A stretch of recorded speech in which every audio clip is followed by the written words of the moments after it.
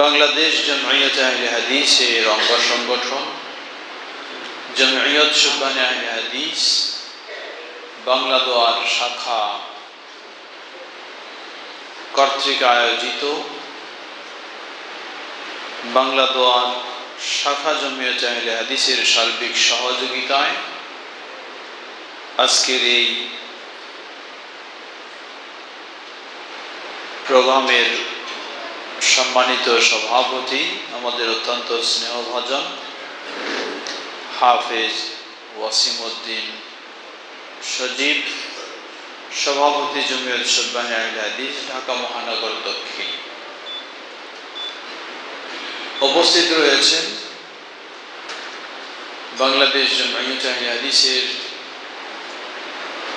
সম্মানিত ভারপ্রাপ্ত কোষাধ্যক্ষ জনাব আনোয়ারুল ইসলাম জাহাঙ্গীর সাহেব,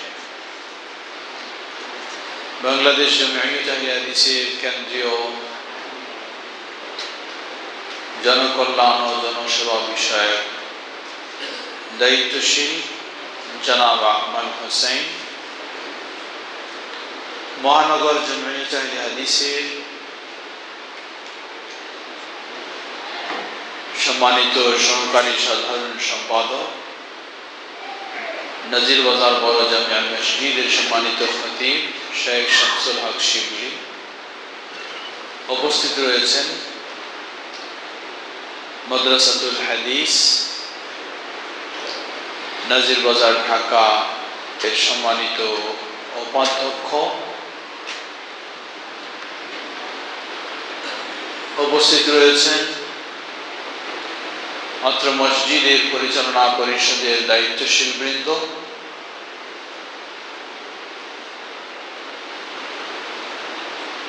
অন্যান্য মসজিদ ও প্রতিষ্ঠানের পরিচালনা পরিষদের দায়িত্বশীল বৃন্দ, সুবহানের কেন্দ্রীয় মহানগর ও শাখার দায়িত্বশীল বৃন্দ, জমিয়তের বিভিন্ন স্তরের দায়িত্বশীল বৃন্দ, সমবেত সুধীবৃন্দ, আল্লাহ সুবহানাহু ওয়া তাআলা যাবতীয় প্রশংসা, যিনি আমাদেরকে আজকে একটি অত্যন্ত প্রয়োজনীয় বিষয় নিয়ে বসার সুযোগ করে দিয়েছেন। যেই আল্লাহ এই তৌফিক দিয়েছেন, সুযোগ করে দিয়েছেন, তার এই প্রশংসা জ্ঞাপনার্থে বলি আলহামদুলিল্লাহ। আমাদের মাঝে যারা নিয়মিত সবসময় এই ধরনের প্রোগ্রামগুলিতে থাকতেন, আজকে অসুস্থতার কারণে নেই, তার মাঝে অন্যতম হলেন আমাদের শ্রদ্ধেয় ভাই আলী হোসেন ভাই। আল্লাহ তাকে পূর্ণ সুস্থতা দান করুন। অত্র মসজিদের সম্মানিত মুতাওয়াল্লি সাহেব, তিনিও বয়োজ্যেষ্ঠ এবং অসুস্থ, আল্লাহ তাকেও পূর্ণ সুস্থতা দান করুন। আরো অনেকে আমাদের মাঝে অসুস্থ রয়েছেন, বিশেষ করে হাফেজ ওয়াসিম উদ্দিন সজীবের বাবা, তিনিও অসুস্থ, আরো অনেকেই অসুস্থ। আল্লাহ সকল অসুস্থদেরকে পরিপূর্ণ সুস্থতা দান করুন। আমরা অবগত হয়েছি আজকে আমাদের একটি বিষয় নিয়ে আলোচনা রয়েছে। বিষয়টি হচ্ছে আদর্শ যুবকের বৈশিষ্ট্য ও আমাদের করণীয়। আদর্শ যুবকের বৈশিষ্ট্য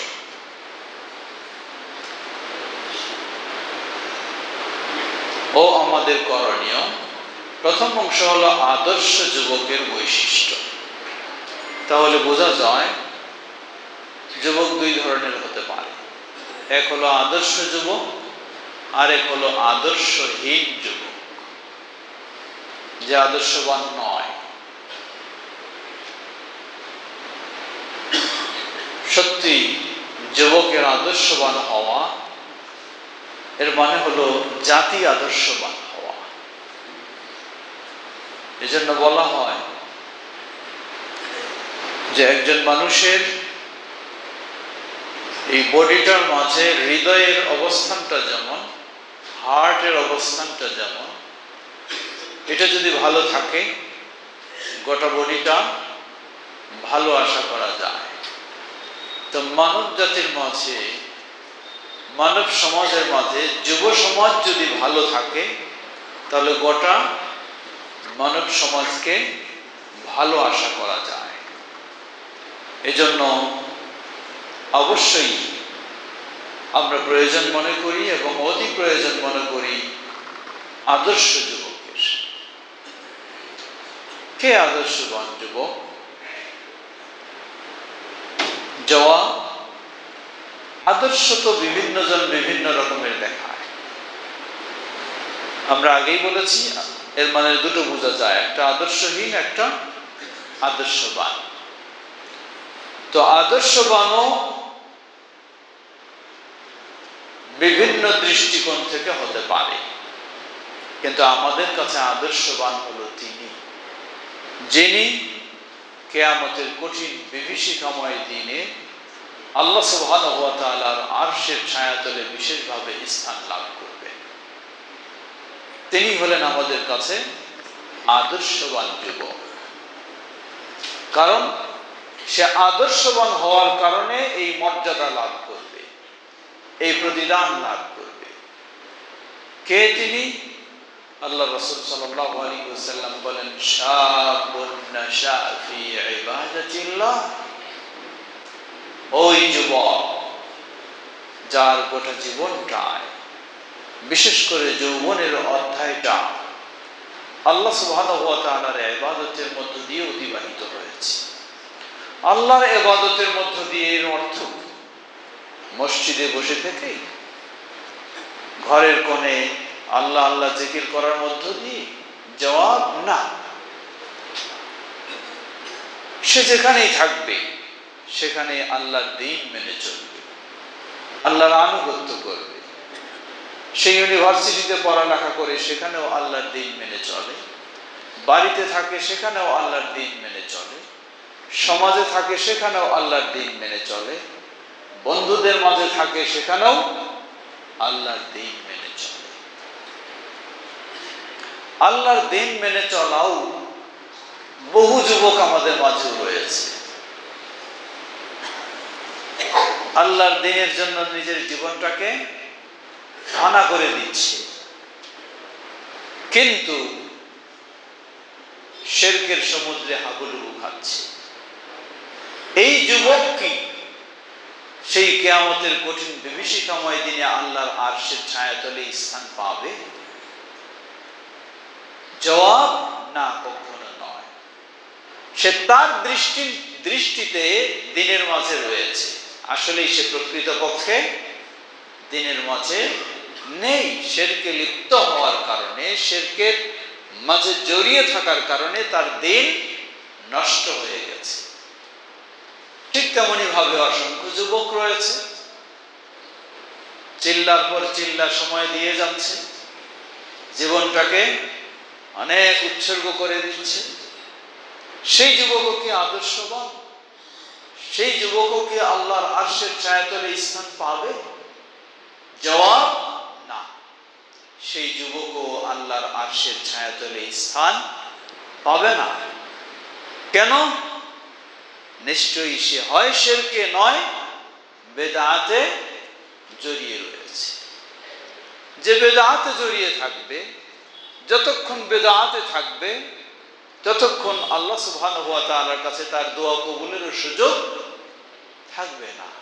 তাহলে কিভাবে এই ব্যক্তি আল্লাহ সুবহানাহু ওয়া তাআলার সেই মহান পুরস্কার লাভ করতে পারে? এজন্য আমরা বলবো যে ওই যুবক, আদর্শ যুবক, প্রথম হলো যে আল্লাহর দ্বীনের মাঝে থাকে, কিন্তু দ্বীনের নাম দিয়ে, ইসলামের নাম দিয়ে কখনো শিরক, বিদআত ও কুসংস্কারে লিপ্ত থাকবে না, সেগুলি থেকে অবশ্যই মুক্ত থাকবে। আমরা বলতে পারি এটি হচ্ছে জামিয়ত শুববানে আহলে হাদিসের একটি অন্যতম লক্ষ্য উদ্দেশ্য, যাতে আমাদের যুবকদেরকে সেই আদর্শ যুবক হিসাবে গড়ে তোলা যায়। একদিকে দিন প্রিয় হবে, অপর দিকে দিনের নামে কোনো কুসংস্কারে জড়িয়ে থাকবে না, মুক্ত হবে সব কুসংস্কার থেকে, সে চলবে নবী মুহাম্মদ সাল্লাল্লাহু আলাইহি ওয়াসাল্লামের আদর্শে। এজন্য অন্য একটি হাদিসেও এসেছে, যে হাদিসকে মুসনাদ আহমদের হাদিস, হাদিসটিকে হাসান লিগাইরিহি বলা হয়েছে। আন উকবাত ইবনে আমির রাদিয়াল্লাহু তাআলা আনহু قال قال رسول الله صلى الله عليه وسلم يعجب ربكم من الشاب ليست له صبوة يعجب ربكم من الشاب, তোমাদের রব ওই যুবকের প্রতি সন্তুষ্ট হন, ওই যুবককে পেয়ে তার প্রতি খুশি হন। কোন যুবক? লাইসাত লাহু সাবওয়া, যেই যুবক কখনো সে প্রবৃত্তির অনুসরণ করে চলে না। প্রবৃত্তির অনুসরণ করে চলে না এর মানে সে আল্লাহর দ্বীন অনুসরণ করে চলে। আর আল্লাহর দ্বীন মানে আমরা সব সময় বলবো তা হলো কোরআন এবং সহিহ হাদিসের আলোকে ও সালাফি মানহাজের আলোকে। সমবেত দিনী ভাই সকল, সুতরাং আদর্শ যুবক আমরা সংক্ষিপ্তভাবে অবগত হলাম। আদর্শ যুবকের বৈশিষ্ট্য কি হতে পারে? আদর্শ যুবকের বৈশিষ্ট্য কোনো সন্দেহ নেই, মূল বৈশিষ্ট্য আমরা বলে ফেলেছি, তা হলো সে আল্লাহর ইবাদতের মধ্য দিয়ে, আল্লাহর দ্বীনের মধ্য দিয়ে, আল্লাহর আনুগত্যের মধ্য দিয়ে তার জীবনটাকে অতিবাহিত করবে। এরপরেও আরেকটু ক্লিয়ারভাবে আমরা বলতে চাই, এই আদর্শবান যুবকের যেগুলি লক্ষণীয় সেগুলির মাঝে আদর্শবান ও আদর্শহীন। আদর্শহীন হয়ে যাবে যখন সে আল্লাহর কোরআনকে বর্জন করবে, কোরআন থেকে দূরে থাকবে, কোরআনের সাথে কোনো সম্পর্ক থাকবে না, কোরআন শিখবেও না, কোরআন পড়বেও না, কোরআন বুঝবেও না, কোরআন মানবেও না। সে হলো আদর্শহীন যুবক। যত বড় সে ভালো হোক না কেন, সে আদর্শহীন, আদর্শবান নয়।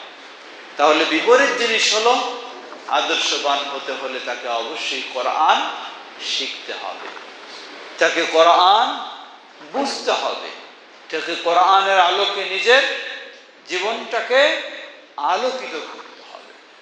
এটি হলো আদর্শবান হওয়ার জন্য প্রথম বৈশিষ্ট্য। অপরদিকে আদর্শহীন হওয়ার আলামত হলো কোরআন বর্জন করা, কোরআন থেকে দূরে সরে থাকা। দ্বিতীয়, নবী সাল্লাল্লাহু আলাইহি ওয়াসাল্লামের সুন্নাহর প্রতিও সেভাবে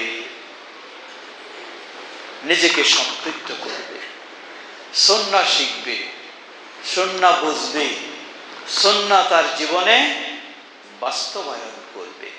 এটি হলো আদর্শবান যুবকের অন্যতম দ্বিতীয় বৈশিষ্ট্য। আদর্শহীন যুবক সুন্নাহ থেকে দূরে থাকবে, সুন্নাহর সাথে কোনো সম্পৃক্ততা রাখবে না।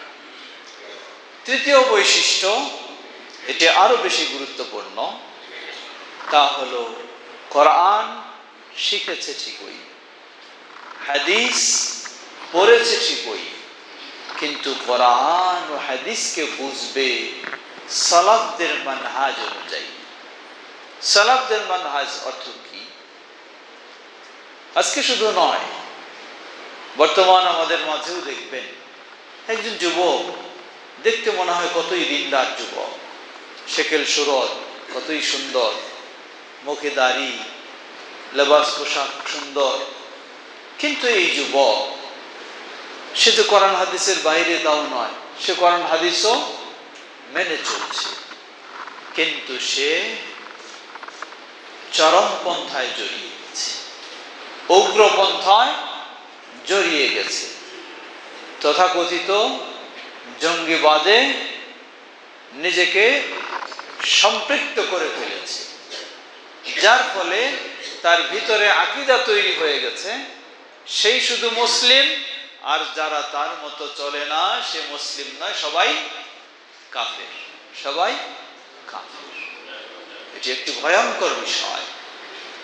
আপনি তাকে দেখবেন সে অবশ্যই ভালো, কোরআন পড়ে শোনাচ্ছে আপনাকে, কোরআন দিয়ে দলিল দিয়ে কথা বলছে আপনার সামনে, হাদিস বলছে সে, কিন্তু সে এমন ভয়ঙ্কর চিন্তায় চলে গেছে, নিজেকে ছাড়া তার মতো যারা বুঝবে না, তা ছাড়া সবাই, যে বুঝবে সে ছাড়া সবাই হলো ভ্রান্তিতে। এমনকি আপনাদের মসজিদেও সালাত পড়াও পর্যন্ত বন্ধ করে দেয়, বলে এখানে পড়া যাবে না, এখানে হবে না। কেন? এরা হলো কি, এদের কোনো আকীদা ঠিক নেই, এরা তাগুতে বিশ্বাসী হয়ে গেছে, এরা কুফরিতে রয়েছে। এটি একটি ভয়ঙ্কর বিষয়। এরা হলো তারাই যে হত্যা করেছিল আলী রাদিয়াল্লাহু আনহুর মতো ব্যক্তিকে, হত্যা করেছিল ওসমান ইবনে আফফান রাদিয়াল্লাহু আনহুর মতো খলিফাকে, আর হত্যা করাটাই তার দ্বীনের কাজ হিসাবে মনে করেছিল। তাদেরকে হত্যা করাটাই তার ইবাদত হিসাবে মনে করেছিল, তাদেরকে হত্যা করাটাই তার জিহাদ হিসাবে মনে করেছিল, তাদেরকে হত্যা করাটাই তার সংগ্রাম হিসাবে মনে করেছিল। এমনকি যে ব্যক্তি আলী রাদিয়াল্লাহু আনহুকে হত্যা করে, তার দাড়িও ছিল লম্বা, কি দেখতে মনে হয় ধার্মিক, শুধু দেখতে মনে হয় নয়, তাকে যখন হত্যার বিনিময়ে হত্যা করা ব্যবস্থা নেওয়া হলো, তিনি বললেন যে আমার গোটা বডিটাতে আঘাত হানুন অসুবিধা নেই, কিন্তু আমার জিহ্বাটাকে বাকি রাখবে। কেন? যে শেষ মুহূর্ত পর্যন্ত আমার জিহ্বাটা যেন আল্লাহর জিকিরে ব্যস্ত থাকতে পারে। দেখুন কি ধার্মিক, হ্যাঁ, এত বড় ধার্মিক সে, জীবনের শেষ পর্যন্ত তার জিহ্বা যেন আল্লাহর জিকিরে ব্যস্ত থাকতে পারে, এই চিন্তায় জিহ্বায় যেন আঘাত না করা হয় সেই অনুরোধ রাখলো। অথচ সেই ব্যক্তি আমিরুল মুমিনিন, মুসলিমদের যিনি ইমাম, মুসলিমদের যিনি খলিফা, জান্নাতে যিনি সাহাবী, তাকে হত্যা করাটা সে আবার ওয়াজিব মনে করে। নাউযুবিল্লাহ, ওয়াজিব মনে করে হত্যা করাটা। সুতরাং বিষয়টি ভয়ঙ্কর বিষয়। শেকেল সুরতে সুন্দর দেখলেই, কোরআন হাদিসের দলিল পেশ করলেই সে একজন আদর্শ যুবক হয়ে যাবে, কখনোই নয়। এ হলো উগ্রপন্থী সন্ত্রাসী যুবক। সে ইসলামের দলিল ব্যবহার করে সন্ত্রাসী কার্যক্রম পরিচালনা করে। এজন্য এই তৃতীয় বৈশিষ্ট্যটি হলো অত্যন্ত গুরুত্বপূর্ণ বৈশিষ্ট্য। সেই বৈশিষ্ট্য হচ্ছে তাকে অবশ্যই কোরআন এবং সুন্নাহ বুঝতে হবে। রাসূলুল্লাহ সাল্লাল্লাহু আলাইহি ওয়াসাল্লামের সাহাবায়ে কেরাম যেভাবে কোরআন এবং সুন্নাহ বুঝেছিলেন সেভাবেই, তাহলে সে আদর্শ যুবক হতে পারবে, সত্যিকারী দিনদার যুবক হতে পারবে। না হলে কখনোই সে সঠিক আদর্শের উপরে প্রতিষ্ঠিত থাকবে না, কোনো না কোনো দিক থেকে দেখবেন সে বাইর হয়ে গেছে। আল্লাহ আমাদের যুবকদেরকে সেটি বোঝার তৌফিক দান করুন। চতুর্থ বৈশিষ্ট্য, শরীয়ত সম্মত জামায়াতের সাথে সম্পৃক্ত থাকবে, বিচ্ছিন্ন থাকবে না। শরীয়ত সম্মত জামায়াত বলতে কোরআন এবং সুন্নাহর আলোকে মুসলিমেরা যখন ঐক্যবদ্ধ থাকে, তাদের সাথেও সে ঐক্যবদ্ধ হয়ে থাকবে। বিচ্ছিন্ন বিক্ষিপ্ত হয়ে নিজের ইচ্ছা মতো দিন চর্চা করবে এমনটি নয়, বরং এটির একটি ভয়াবহ দিক হলো, একজন যুবক যখন শরীয়ত সম্মত জামাতবদ্ধ হয়ে থাকবে, তখন এর মাধ্যমে সে নিজেকে সেভ করতে পারবে। কারণ ইবলিস তাকে ভুল পথে নিতে পারবে না। ইবলিস তাকে ইসলামের নাম দিয়ে হোক বা ইসলামের নাম ছাড়াই হোক, তাকে বিভ্রান্তিতে নিতে পারবে না যখন জামাতবদ্ধ থাকবে।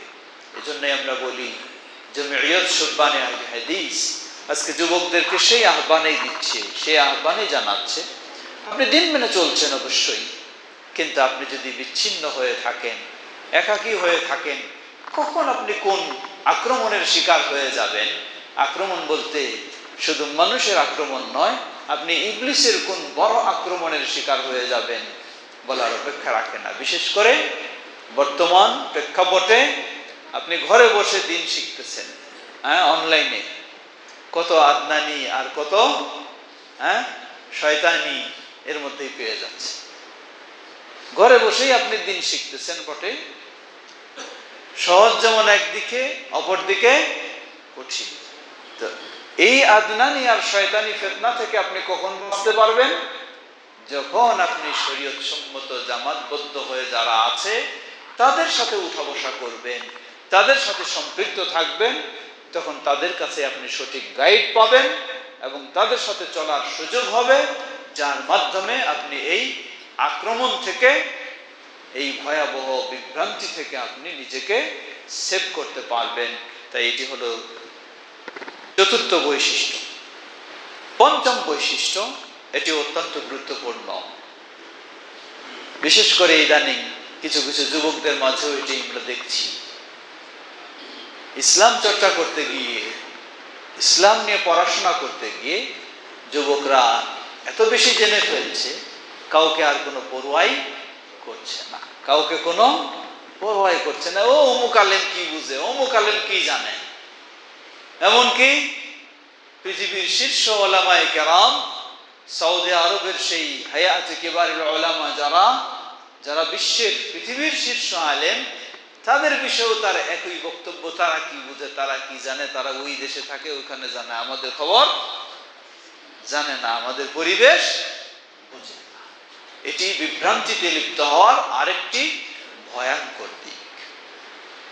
এজন্য আদর্শবান যুবকে, মুসলিম আদর্শবান যুবকের অন্যতম আরেকটি বৈশিষ্ট্য হলো হকপন্থী আলেমদেরকে সে কখনো অবজ্ঞা করবে না, হকপন্থী আলেমদের থেকে সে দূরে থাকবে না, হকপন্থী আলেমদের সাহচর্য থেকে, তাদের কাছ থেকে দিক নির্দেশনা এবং গাইড নিয়ে সে সেভাবে চলার চেষ্টা করবে। এটি একটি অন্যতম বৈশিষ্ট্য। ষষ্ঠ বৈশিষ্ট্য হলো অবসর জীবন যাপন করা এবং সময়কে কাজে না লাগা। সময়কে কাজে না লাগা বা অবসর জীবন যাপন করা, এটি হলো বিভ্রান্তির বৈশিষ্ট্য। আর আদর্শ যুবকের বৈশিষ্ট্য হলো সে কখনো অবসর থাকবে না। আল্লাহ বলছেন ফাইদা ফারাগতা ফানসাব, যখন একটা থেকে অবসর হও আরেকটাতে তুমি সম্পৃক্ত হয়ে যাও, না হলে তোমার এই বেকারত্ব বা এই অবসর জীবনটাকে ইবলিস তোমাকে ব্যবহার করবে, ইবলিস তোমাকে ব্যবহার করবে। এজন্য সময়টাকে কাজে লাগাতে হবে। যদি সময় আছে আপনার, সময়টাকে কাজে না লাগান তাহলে কি এটাই আপনার সময় কাজে লাগে যাবে। এজন্য দেখবেন যুবকদের সময় নাই, যুবকদের সময় নাই। বলুন যে তুমি এক পৃষ্ঠা কোরআন মাজিদ পড়ার সময় নাই, কিন্তু এটার পিছনে ঘন্টার পর ঘন্টা সময় ঠিকই আছে। এক পৃষ্ঠা কোরআন মাজিদ পড়তে বলেন, হয়তো 10 মিনিট খুব বেশি হোক সময় লাগবে, এই সময়টুকু তার নাই, কিন্তু এর পিছনে ঘন্টার পর ঘন্টা সময় দিচ্ছে, সেটি ঠিকই দিচ্ছে। এই জন্য আমরা বলবো আদর্শবান যুবকের বৈশিষ্ট্য হলো সে তার সময়টাকে হিসাব করবে। সময় রয়েছে, কি নিয়ে বসে গেল, দাবা, বা আরো কিছু এই ধরনের খেলাধুলা নিয়ে বসে গেল। কি করে সময় কাটাবে? একজন শিক্ষিত মানুষ, একজন ভালো মানুষ, আদর্শ মানুষ, এটি যুবক হোক আর যেই হোক, এগুলির মাধ্যমে সে সময় কাটাবে। নিশ্চয়ই সে আদর্শবান নয়। সকলের জীবনের সময় অত্যন্ত মূল্যবান। আপনি সময় পাবেন, দিন চর্চা করুন, কোরআন শিখুন, হাদিস শিখুন, অথবা একজন অসহায় মানুষের একটু উপকারের মধ্য দিয়েও আপনার সময়টাকে কাজে লাগান। কিন্তু সময়কে যখন এভাবে আপনি নষ্ট করবেন, দেখবেন যে অটোমেটিক ভাবে এটি আপনাকে নষ্ট করার একটা পরিবেশ তৈরি হয়ে যাবে। সপ্তম বৈশিষ্ট্য, আদর্শবান যুবকের সপ্তম বৈশিষ্ট্য হলো সে ভালো সঙ্গীর সাথে চলাফেরা করে, ভালো বন্ধুর সাথে চলাফেরা করে। এজন্য হাদিসে বলা হয়েছে মানুষকে চেনা যায়, জানা যায় তার বন্ধুর মাধ্যমে। বন্ধু যদি কি করে, এই টান মারে, তাহলে বুঝতে হবে তার বন্ধু তার কাছাকাছি। বন্ধু যদি অশ্লীলতায় চলে, বুঝতে হবে তার বন্ধু অশ্লীলতা পছন্দ করে। আপনি আপনার জীবনে নিজেকে আদর্শবান করতে হলে আপনার বন্ধু, আপনি আদর্শ বন্ধুকে গড়ে নেবেন। অধিকাংশ দেখি আমাদের সন্তানেরা নষ্ট হয়ে যায়। বাসা বাড়িতে অনেক গাইড দিয়ে রাখে বাবা মা, বাসা বাড়িতে অনেক গাইড দিয়ে রাখে যেন নষ্ট না হয়। কিন্তু এই ছেলেকে যখন কলেজে পাঠায়, এই ছেলেকে যখন কোথায় ইউনিভার্সিটিতে পাঠায়, তখন অসৎ বন্ধুদের সাথে উঠা বসা করে সেও একদিন কি হয়ে যায়? অসৎ হয়ে যায়। সেও একদিন নেশাগ্রস্ত হয়ে যায়, মাদকাসক্ত হয়ে যায়। এটি ভয়ঙ্কর একটি দিক। এজন্য যেই যুবক আদর্শবান হতে চাইবে, সেই যুবকের জন্য আমাদের পরামর্শ হলো, তার একটি অন্যতম বৈশিষ্ট্য হবে সে ভালো বন্ধু ছাড়া কখনো নির্বাচন করবে না, অন্যকে, খারাপকে কখনো বন্ধু হিসেবে গ্রহণ করবে না। এ মর্মে কোরআন সুন্নাহর অনেক নির্দেশনা এসেছে।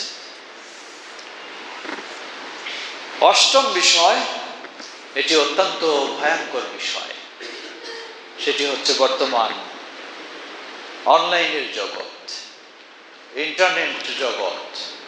কোনো সন্দেহ নেই, প্রযুক্তির যুগে আপনি ইন্টারনেট ব্যবহার করবেন, অনলাইনে কাজ করবেন, কিন্তু যখন রাতের ঘুম বাদ দিয়ে অনলাইনে পড়ে থাকবেন, সালাত বাদ দিয়ে আপনি সেটাতে পড়ে থাকবেন, এর মানে আপনাকে অবশ্যই কি করেছে? পর্যায়ক্রমে ইসলাম থেকে বের করে নেবে, আপনার আদর্শকে নষ্ট করে দেবে, আপনাকে আদর্শহীন বানিয়ে দেবে। বহু সন্তান, বহু ছেলে মেয়ে, বাবা মা সন্তানদেরকে কি করে?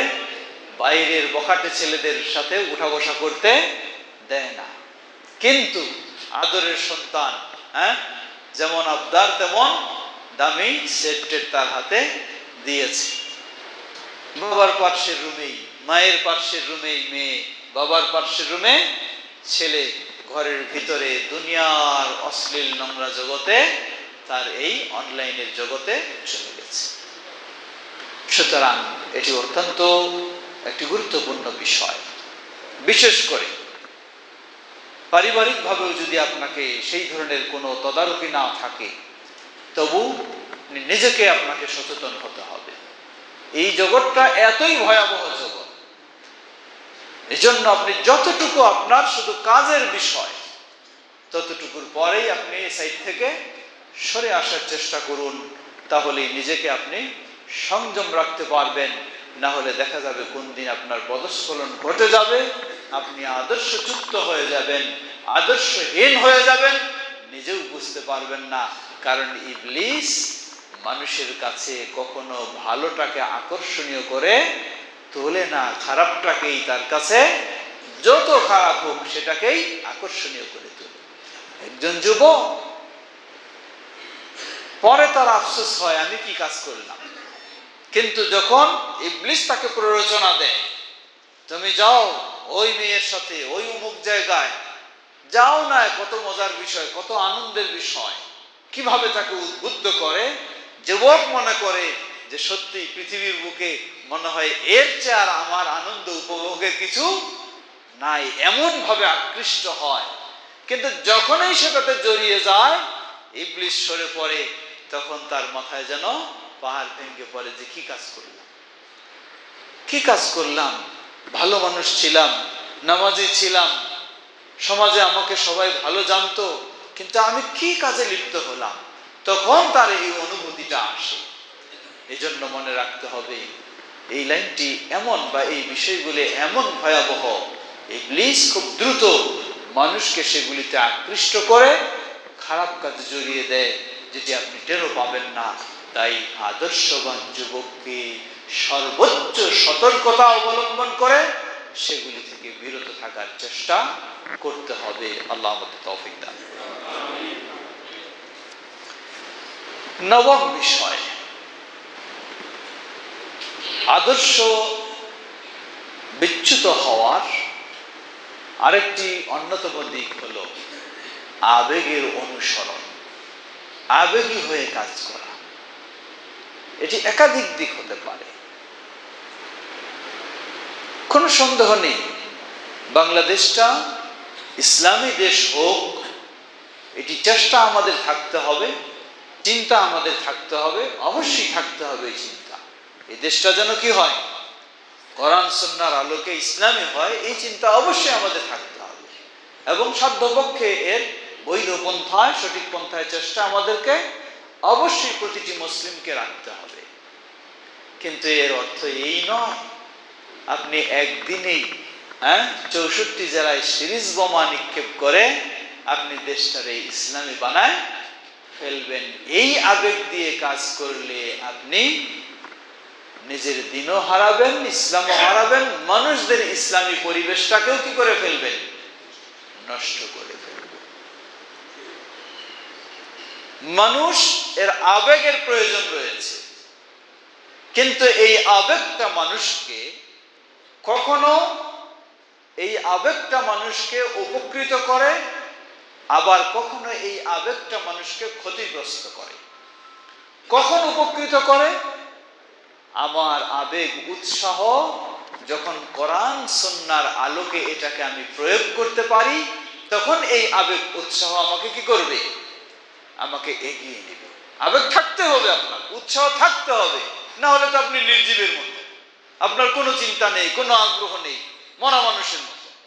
অবশ্যই একটা যুবকের থাকতে হবে, কিন্তু এই আবেগটাকে যখন কোরআন এবং সুন্নাহর আলোকে প্রয়োগ করবে, তখন এই আবেগটা থেকে সে উপকৃত হবে, অগ্রসর হবে। আর এই আবেগটাকে যখন সে কোরআন সুন্নাহ বাদ দিয়ে, কোরআন সুন্নাহর সঠিক জ্ঞান না নিয়ে সে এই আবেগটাকে প্রয়োগ করতে চাইবে, যত ভালো মনে করে করুক না কেন, সে অবশ্যই ক্ষতিগ্রস্ত হবেই হবে। সুতরাং আবেগতাড়িত হয়ে কোরআন সুন্নাহর গাইড না নিয়ে কোন যুবক যদি এগিয়ে চলে, সেই যুবক আদর্শচ্যুত হয়ে যাবে। আর আদর্শবান হবে ওই যুবক যে তার আবেগটাকে কোরআন এবং সুন্নাহর আলোকে প্রয়োগ করার চেষ্টা করবে। আল্লাহ আমাদের তৌফিক দান করুন। দশম বিষয়, আকর্ষণীয় শব্দের ধোঁকা থেকে মুক্ত হওয়া। আকর্ষণীয় শব্দ, আকর্ষণীয় শব্দ বলতে কি, বা আকর্ষণীয় পরিভাষা। এখন আমরা তাওহীদপন্থী, তাওহীদ শব্দটা আমাদের কাছে আকর্ষণীয়। আমরা সুন্নাহপন্থী, সুন্নাহ আমাদের কাছে আকর্ষণীয়। আমরা সালাফি মানহাজের অনুসারী, এই পরিভাষাগুলি আমাদের কাছে আকর্ষণীয়। আপনাকে বহু মানুষ ধোঁকা দেবে এই আকর্ষণীয় শব্দ বা পরিভাষাগুলি দিয়ে। যেমন হিজবুত তাওহীদ, হিজবুত তাওহীদ দলটাই হলো কিসের দল? তাওহীদের দল। তার পরিভাষা হলো, অর্থ, নামটা এমন ভাবে নিয়েছে হিজবুত। আমরা খালি তাওহীদের কথা বলি, কিন্তু আমরা নিজেদেরকে এখনো তাওহীদের দল বলে কোথাও পরিচয় দিই না। তাওহীদের কথা বলি কিন্তু তাওহীদের দল বলে পরিচয় দিই না। তারা এত অ্যাডভান্স, নিজেদের দলটাকেই তাওহীদের দল বলে পরিচিত করেছে। একজন যুবক ইসলাম প্রিয়, তাওহীদ প্রিয়, ও যখন এই আকর্ষণীয় শব্দটা তাওহীদ শুনবে, সে সেদিকে ছুটে চলবে, মনে করবে যে আসলেই তো এই তাওহীদের যদি হয় তাহলে কেন তাদের সাথে থাকবো না, সেদিকে সে আকৃষ্ট হয়ে ছুটে চলবে। না বুঝেই যখন সেদিকে ছুটে চলবে, সে অবশ্যই ধোঁকায় পতিত হবে। যার ফলে দেখা যাবে এই হিজবুত তাওহীদের মতো দলগুলিতে যোগদান করে সে নিজের ঈমানটাকেও হারিয়ে ফেলবে, নিজের ঈমানটাকেও হারিয়ে ফেলবে। ঠিক তেমনি ভাবে কোরআনী, এখন যারা কি হাদিস অস্বীকারী গ্রুপ, এরাও আপনাকে কোরআনের প্রতি উদ্বুদ্ধ করে, কোরআনের আলোকে জীবন গড়া ইত্যাদি ইত্যাদি বলে সে আপনাকে হাদিস থেকে মুক্ত করে কোরআনের দিকে উদ্বুদ্ধ করতে চায়। আসলে কোরআনের দিকেও উদ্বুদ্ধ নয়, সে মূলত টোটালি আপনাকে ইসলাম থেকে বের করে নিতে চায়, কিন্তু আপনি সেটি বুঝতে তাই যুবকরা যাদের মাঝে ইসলামী চিন্তা রয়েছে, চেতনা রয়েছে, তারা আজকে বিশেষ করে বিভিন্ন সংগঠনে ইসলামী আন্দোলনের নামে যা কিছু রয়েছে, ইসলামী আন্দোলন ভালো কথা, হ্যাঁ, কিন্তু ইসলামী আন্দোলনের নাম দিয়ে কোন তরিকার আন্দোলনে আপনাকে জড়াই দিয়েছে আপনি সেটি টেরও পাবেন না। ঠিক বিশেষ করে ইখওয়ানি মাযহাবের যারা, মানহাজের যারা, তারাও এইভাবে আপনাকে ইসলামীকরণ, মানে কি ইসলামীকরণ কি, একজন যুবক আর একজন যুবতী মেয়ের সাথে প্রেম করে, নাম দিয়ে দিল ইসলামী প্রেম। হ্যাঁ, কি প্রেম? ইসলামী প্রেম। লা হাওলা ওয়ালা কুওয়াতা ইল্লা বিল্লাহ। কিসের ইসলামী প্রেম? তার বৈশিষ্ট্যটা কেমনে? ওই যে খারাপ যুবক, সেই একটা খারাপ নষ্ট মেয়ে যার কাপড় চোপড় কিছু নাই, হ্যাঁ, অর্ধ উলঙ্গ, তাকে নিয়ে পার্কে গেছে। আর এই ইসলামী প্রেম করে কি, বোরকা পরা মেয়েকে নিয়ে পার্কে গেছে। লা হাওলা ওয়ালা কুওয়াতা ইল্লা বিল্লাহ। এগুলি সম্পূর্ণ ইবলিসি চিন্তা। এগুলি দিয়ে যুবকদেরকে কি করবে? এই চমকপ্রদ পরিভাষাগুলি দিয়ে এভাবে যুবকদেরকে আদর্শযুক্ত করা, যুবকদেরকে নষ্ট করা। একজন মেয়ে মানুষ, তার গায়ে বোরকা থাকলেও তার সাথে কথা বলা, তাকে নিয়ে মাঠে ঘোরা আপনার জন্য হারাম, বোরকা না থাকলেও আপনার জন্য হারাম। কিভাবে হইতে পারে এই অবৈধ সম্পর্ক? কখনোই বৈধ নয়। আপনি একটা নাম দিয়ে দিলেন। এই ধরনের সব কিছুতে ইসলামীকরণ। ইন্স্যুরেন্স, কি ইন্স্যুরেন্স? ইসলামী ইন্স্যুরেন্স। কি ব্যাংক? ইসলামী ব্যাংক। সব ইসলামী, নাম দিয়ে ইসলামীকরণ। অবশ্যই রয়েছে, প্রয়োজন রয়েছে আমাদের ইসলামীকরণের, কিন্তু ইসলামীকরণ শুধু শুধু নামটি দিয়েই যদি করা হয়, বাস্তবে যদি তার পরিবর্তন ইসলামী না হয়, তাহলে এটি দিয়ে ধোঁকা খাওয়া ছাড়া কিছু নয়। সুতরাং এই আকর্ষণীয় পরিভাষা ও শব্দ দেখেই দৌড়াবে না আদর্শবান যুবক। আদর্শবান যুবক সেটি নিয়ে আগে বুঝবে, চিন্তা করবে, বিশেষজ্ঞদের কাছে পরামর্শ নেবে, বিশেষজ্ঞগণ নির্দেশনা অনুযায়ী তারপর অগ্রসর হতে পারলে হবে, না হলে বিরত থাকবে। এটি আদর্শবান যুবকের বৈশিষ্ট্য। 11তম বিষয়, এটি অত্যন্ত গুরুত্বপূর্ণ বিষয়, তাড়াহুড়া করা এবং ধীরস্থিরতা অবলম্বন না করা। আদর্শবান যুবক যে কোনো বিষয়ে আসুক না কেন, সে কখনো তড়িঘড়ি করবে না, ধীরস্থিরতা অবলম্বন করবে। আর আদর্শহীন যুবক তড়িঘড়ি করবে, ধীরস্থিরতা তার মাঝে খুঁজে পাওয়া যাবে না। এর মানে কি? এর মানে এই নয় ঘরে আগুন লেগেছে, এখন ধীরস্থিরতার পরিচয় দিবেন নাকি? সেখানে তো অবশ্যই আপনি দৌড়াবেন। এটার উদ্দেশ্য হলো এই যে কোনো একদিক থেকে একটা ডাক এসেছে, হ্যাঁ, একটা স্লোগান এসেছে, একটা আপনি হয়তো অনলাইনে কি দেখলেন, একটা প্রচারপত্র দেখলেন, কালকে এই হবে, হ্যাঁ, এই মিছিল হবে, এই আন্দোলন হবে, এই হ্যাঁ সংগ্রাম হবে, এই প্রতিবাদ হবে। খুব চিন্তা না করে, সিদ্ধান্ত বিশেষজ্ঞদের পরামর্শ না নিয়ে খুব দ্রুত সেটাতে কি করলেন?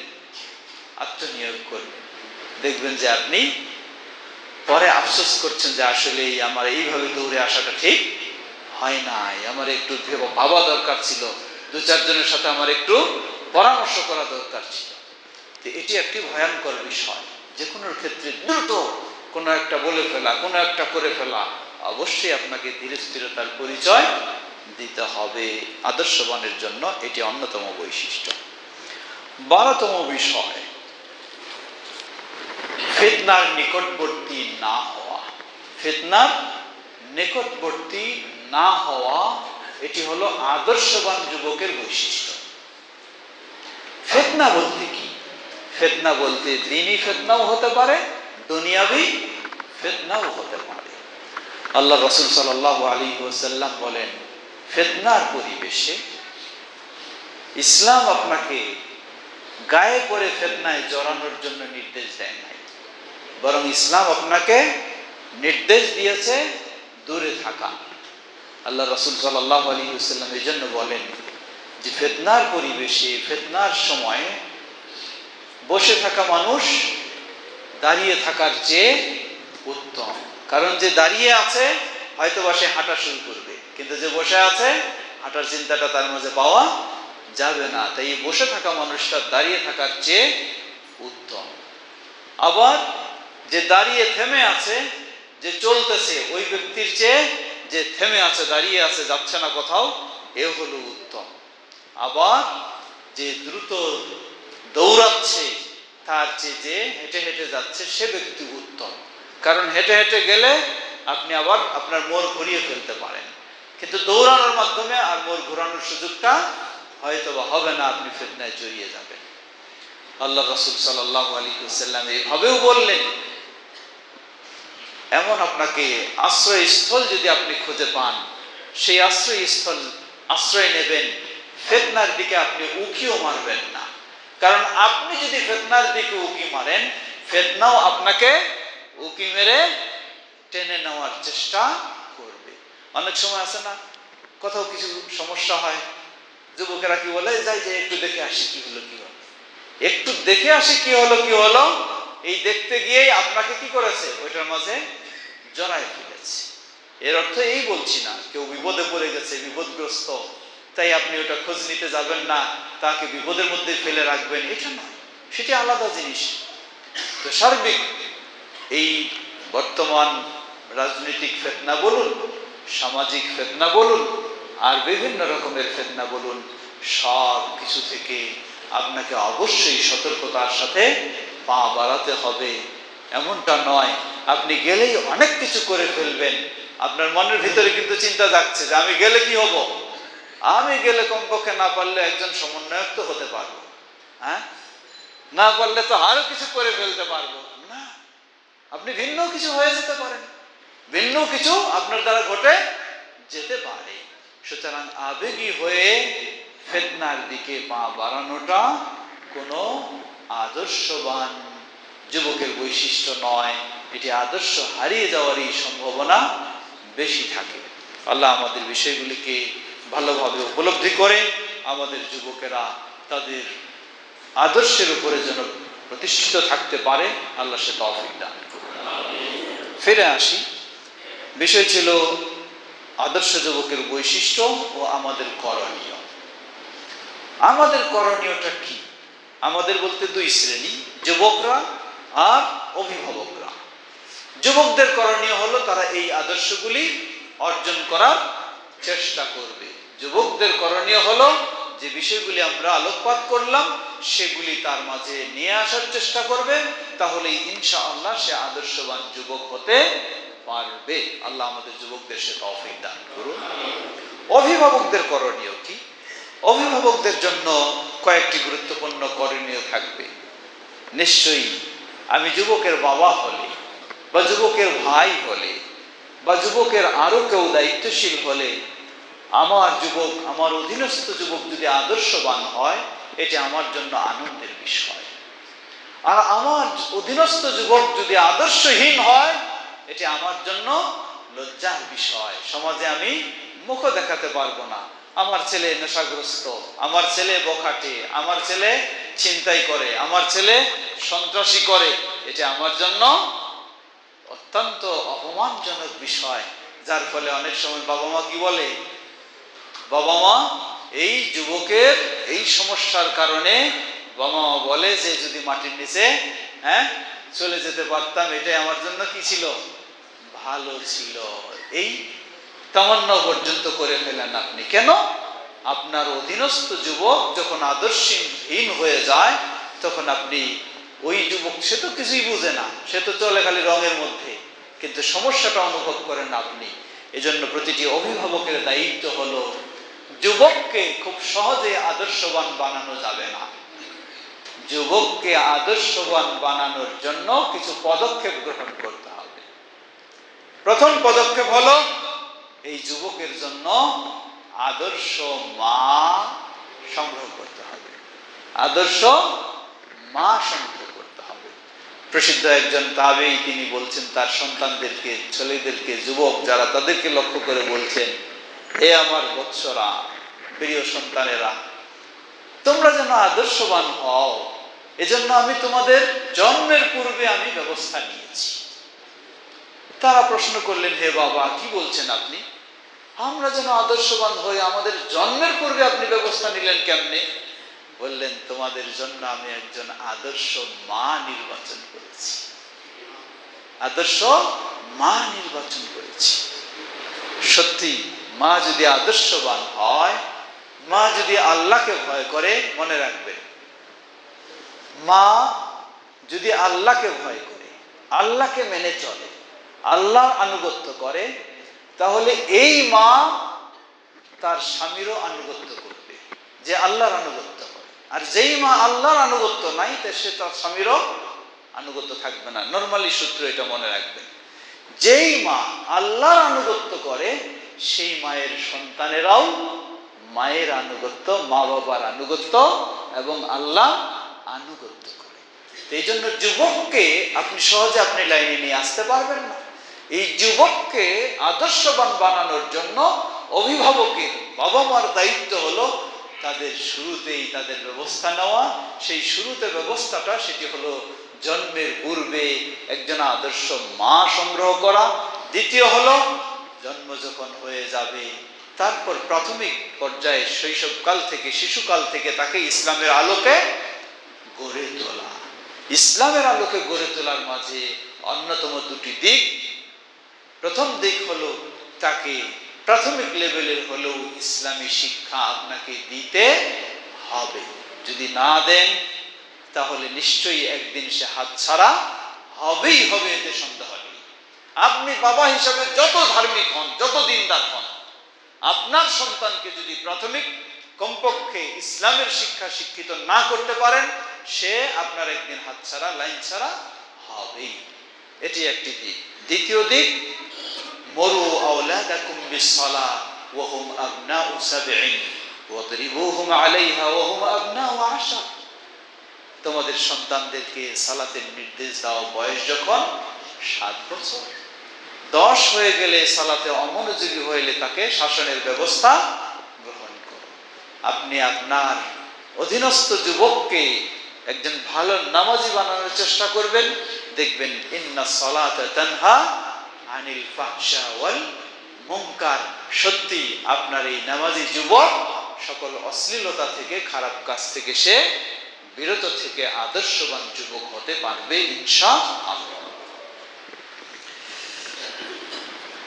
দ্বিতীয় বিষয়, আমরা এই যুবককে বা শিশুকে অথবা তরুণকে যে ভালো আদর্শবান হিসেবে গড়ে তুলতে চাইব, 2 জায়গায় ব্যবস্থা নিতে হবে।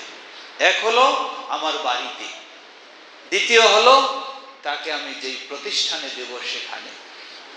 আমার বাড়িতে আমি অনেক খুব গুরুত্ব দিয়ে রেখেছি, মানে এত বাড়িতে আমি স্ট্রিক্ট করা হয়েছি, আমার বাড়িতে টেলিভিশনও রাখি নাই, এমন করা। কিন্তু তাকে আমি এমন একটা শিক্ষা প্রতিষ্ঠানে দিয়ে দিলাম, সেখানে হলো কি, এখন তো হলো সেই যত নোংরা, অশ্লীল, সমকামী, কত রকমের নোংরা। আমরা আসলেই বড় এটি দুঃখের বিষয়। আমরা ভাবছিলাম মনে হয় একটা ভালো পরিবেশ হয়তো পেয়ে গেছি, হ্যাঁ, আশা করছিলাম, বিশেষ করে আশা করছিলাম আমরা যে যারা এখন উপদেষ্টা, তারা হয়তো আমাদের দেশকে ভালো কিছু উপহার দেবে। কিন্তু অত্যন্ত দুঃখজনক, সদ্য যে সমস্ত উপদেষ্টাকে আরো বৃদ্ধি করা হচ্ছে, চরম ইসলাম বিদ্বেষী, নোংরা স্বভাবের, নোংরা চরিত্রের, নোংরা ছড়ানোর যারা হতা, তাদেরকে উপদেষ্টা হিসেবে যদি নির্বাচন করা হয়, তাহলে তারা নোংরা ছাড়া জনগণকে আর কি দিতে পারবে? এটার তীব্র আমরা নিন্দা জানাই, অবশ্যই এর প্রতিবাদ জানাই। মুসলিম দেশে মুসলিম অধ্যুষিত মানুষ, তাদের জন্য অবশ্যই ইসলামী ব্যক্তিত্ব মুসলিম, তাদেরকে উপদেষ্টা হিসেবে যখন নির্বাচন করা হবে, তখনই তো একটু ভালো আশা করা যাবে। সম্প্রতি তথাকথিত সেই ফারুকি বা এই ধরনের নোংরা মানুষ, যারা নোংরাটাই হলো তাদের রুচি, এটাই হলো তাদের কালচার, যত ইসলাম বিদ্বেষী বিরোধী সেগুলি। তো যেটি আমি বলতে চাচ্ছিলাম, আপনার সন্তানকে আপনার বাড়িতে এত সুন্দর পরিবেশ রেখেছেন, নামাজিদের পরিবেশ, কোরআন সুন্নাহর পরিবেশ, টেলিভিশন পর্যন্ত রাখেননি সন্তান যেন নষ্ট না হয়ে যায়, ইত্যাদি ইত্যাদি অনেক কিছু।